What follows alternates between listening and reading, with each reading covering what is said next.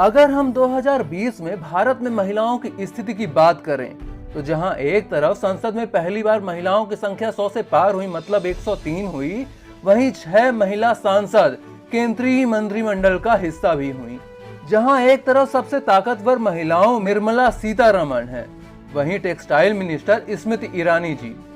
जहां एक तरफ सबसे ताकतवर महिलाओं में नीता अंबानी शामिल हैं, वहीं बिजनेस टाइकून बायोकॉन लिमिटेड की एमडी व चेयरपर्सन किरण मजूमदार शॉ। जहां एक तरफ बैडमिंटन में पीवी सिंधु हैं, वहीं दूसरी तरफ 7 बार विश्व मुक्केबाजी प्रतियोगिता जीतने वाली मैरी कॉम। इतना ही नहीं, विज्ञान के क्षेत्र में भी जहां एक तरफ चंद्रयान 2 मिशन की इंचार्ज एम वनिथा हैं, वहीं दूसरी तरफ WHO विश्व स्वास्थ्य संगठन की उप महानिदेशक डॉक्टर सौम्या स्वामीनाथन। तो सवाल यह आता है कि क्या हमेशा महिलाओं की स्थिति ऐसी ही थी? क्या पहले भी लड़कियों को खुलकर जीवन जीने की आजादी थी? क्या पहले समाज की स्थिति ऐसी ही थी? तो इसका उत्तर है नहीं।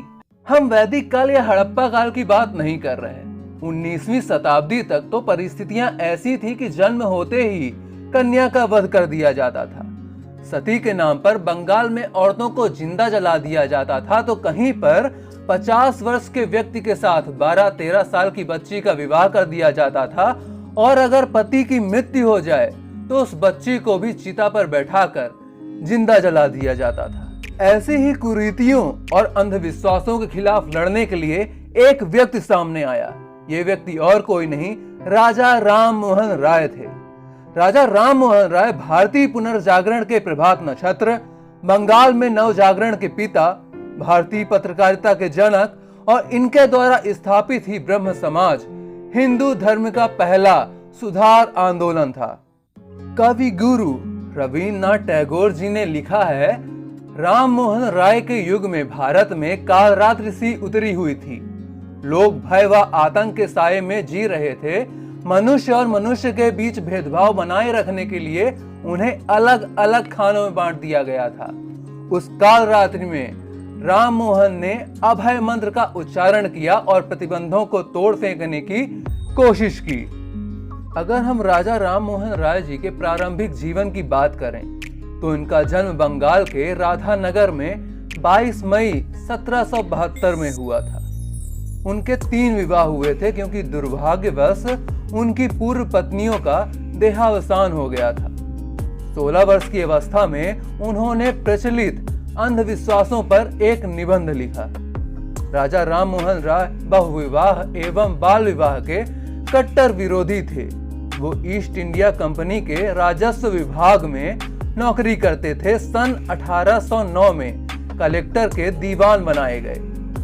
जब वे रंगपुर में नियुक्त हुए तो वहां अनेक धर्मावलंबियों से उनकी मुलाकात हुई, जिनके बीच विचार गोष्ठियों के आधार पर ब्रह्म समाज की नींव पड़ी। 1812 में उन्होंने सती प्रथा को समाप्त करने का संकल्प ले लिया। 1814 में उन्होंने नौकरी से त्यागपत्र दे दिया।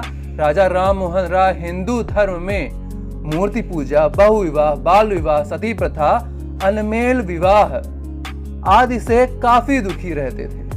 इनकी कुछ जीवन परिवर्तनकारी घटनाओं को अगर हम जाने तो पत्नियों की मृत्यु के पश्चात इन्हें कई शादियां भी करनी पड़ी थी। इस कारण से ये बहुविवाह नामक कुरीति से परिचित हुए।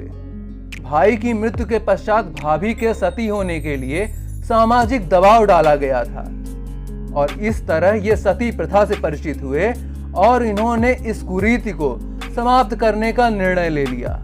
हैमिल्टन द्वारा राजा का अपमान सिर्फ एक भारतीय होने के कारण किया गया। इस कारण से ये राजनीतिक स्वतंत्रता के आतुर हो गए। उन दिनों एक नियम बन गया था कि यदि कोई अंग्रेज अधिकारी दिखाई दे तो अपनी सवारी से उतरकर उसे सलाम करना होगा, वरना उस व्यक्ति को अंग्रेज अफसर का अपमान का दोषी माना जाएगा। एक दिन राजा राम मोहन राय पालकी में सवार होकर कहीं जा रहे थे, तभी रास्ते में कलकत्ता के कलेक्टर सर फेडरिक हैमिल्टन खड़े थे। अनजाने में ही पालकी चलाने वाले ने उन्हें नहीं देखा और आगे बढ़ गया। हैमिल्टन को यह देखकर गुस्सा आ गया और उसने तुरंत पालकी को रुकवा दिया। पालकी में राजा राम मोहन राय थे। वो नीचे उतरे। राजा राम मोहन राय ने कलेक्टर से नमस्कार कर पालकी रोकने का कारण पूछा, लेकिन कलेक्टर ने राम मोहन की एक बात नहीं सुनी और उनका खूब अपमान किया। उस समय राजा राम मोहन राय वहां से चुपचाप निकल गए, लेकिन उन्होंने इस घटना की शिकायत लॉर्ड मिंटो तक भेजी। आगे चलकर राम मोहन राय ने इस असभ्य नियम के खिलाफ कानून भी पास करवाए। राजा राम मोहन राय ने कई सामाजिक बुराइयों जैसे जाति प्रथा, सती प्रथा, बाल विवाह, जातिवाद, पर्दा प्रथा आदि के खिलाफ आंदोलन किए। इन सामाजिक बुराइयों के खिलाफ लड़ने के लिए उन्होंने कुछ संस्थागत प्रयास भी किए। इन प्रयासों में आत्मीय सभा और ब्रह्म समाज सर्वप्रमुख हैं। 1814 में उन्होंने कलकत्ता में आत्मीय सभा या मित्रों का समाज की स्थापना की तथा मूर्ति पूजा, जाति प्रथा की कठोरता, अर्थहीन रीति रिवाजों तथा अन्य सामाजिक बुराइयों की भर्त्सना की। एकेश्वरवाद के कट्टर समर्थक राजा राम मोहन राय ने स्पष्ट किया कि वे सभी धर्मों को मौलिक समानता में विश्वास रखते हैं। उन्होंने दूसरे धर्मों की उन बातों को ग्रहण किया जिन्हें वे दूसरे धर्म के योग समझते थे। अगर हम एक लाइन में बोलें तो आत्मीय सभा जिसकी स्थापना 1814 में हुई थी, उसका मुख्य उद्देश्य हिंदू मुस्लिम एकता था। अगस्त 1828 में राजा राम मोहन राय ने ब्रह्म सभा का गठन किया, जिसे बाद में नाम परिवर्तित कर ब्रह्म समाज कहा जाने लगा। HCE जकारिया कहते हैं, आधुनिक भारत में हिंदू धर्म, समाज या राजनीति में चाहे कोई भी क्षेत्र हो, उसमें सुधार लाने का सूत्रपान राजा राम मोहन राय और उनके ब्रह्म समाज ने ही किया है। अगर हम ब्रह्म समाज के कुछ योगदान की बात करें तो बहुदेववाद तथा मूर्ति पूजा का इसमें विरोध किया गया, साथ ही बहुपत्नी प्रथा तथा सती प्रथा का भी विरोध किया गया। विधवा विवाह का इसमें समर्थन किया गया एवं बाल विवाह का विरोध। धार्मिक पुस्तकों, पुरुषों एवं वस्तुओं की सर्वोच्चता में अविश्वास दिखाया गया। छुआछूत, अंधविश्वास, जातिगत भेदभाव का विरोध। बांग्ला एवं अंग्रेजी भाषा का प्रचार प्रसार किया गया। और अगर हम ब्रह्म समाज को एक लाइन में जाने तो ब्रह्म समाज 1928 में स्थापित एक समाज था जिसका उद्देश्य सामाजिक कुरीतियों व बुराइयों के विरुद्ध आंदोलन करना व भारतीय समाज को एक सूत्र में बांधने का प्रयास करना था। राजा राम मोहन राय जी ने कहा है, मुझे कहते हुए दुख होता है कि वर्तमान समय में हिंदुओं की जो धार्मिक व्यवस्था है वह ऐसी बिल्कुल भी नहीं है कि हिंदुओं के राजनीतिक हितों का पक्ष पोषण कर सके। इन परिस्थितियों में हिंदू धर्म में कुछ परिवर्तन अपेक्षित हैं जिससे हिंदुओं को कुछ राजनीतिक लाभ एवं सामाजिक बल मिल सके। इनका सर्वप्रमुख योगदान आधुनिक बांग्ला भाषा के विकास में, भारतीय पत्रकारिता के अग्रदूत के रूप में, सती प्रथा निषेध कानून 1829 में, कन्या वध निषेध कानून 1830 में है। अगर इनकी हम पत्रकारिता की बात करें तो कुछ रचनाएं सामने आती हैं, जैसे ब्रह्मैनिकल मैगजीन, संवाद कौमुदी, मिरात उल अखबार, बंगदूत। बंगदूत फारसी, बांग्ला और अंग्रेजी भाषा में है। ये वंश या घराने के कारण राजा नहीं, अपितु अपने कर्मों के कारण, मतलब समाज कल्याण के कारण ये राजा कहलाए और यह उपाधि उन्हें प्रदान की गई मुगल बादशाह अकबर द्वितीय के द्वारा।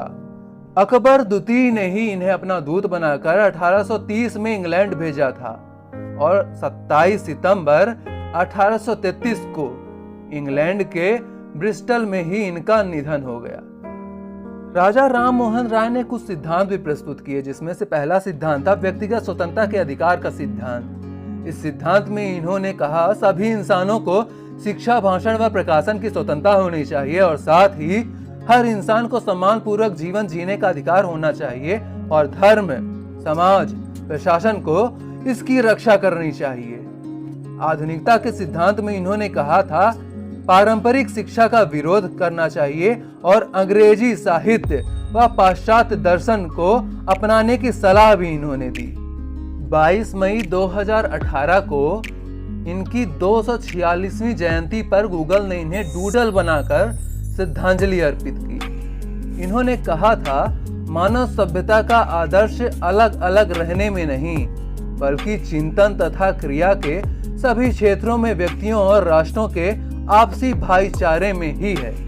तो साथियों, आज हमने जाना बहुमुखी प्रतिभा के धनी, भारतीय पुनर्जागरण के जनक, आधुनिक भारत के निर्माता राजा राम मोहन राय जी के बारे में। हम मिलेंगे अगले वीडियो में। तब तक आप स्वस्थ रहें, पढ़ते रहें। हमारे चैनल भी सब्सक्राइब करें और शेयर करें अपने दोस्तों के साथ।